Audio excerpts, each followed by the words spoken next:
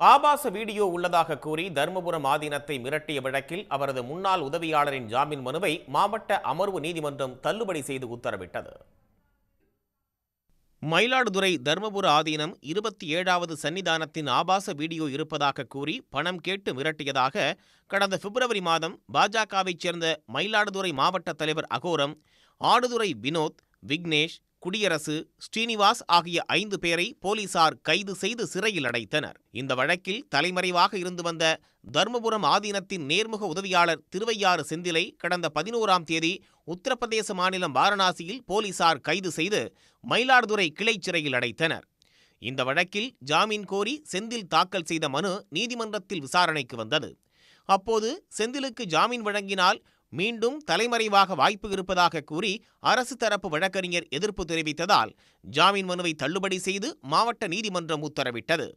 உடனுக்குடன் செய்திகளை தெரிந்து கொள்ள சன் நியூஸ் பெல் ஐகானை கிளிக் பண்ணுங்க.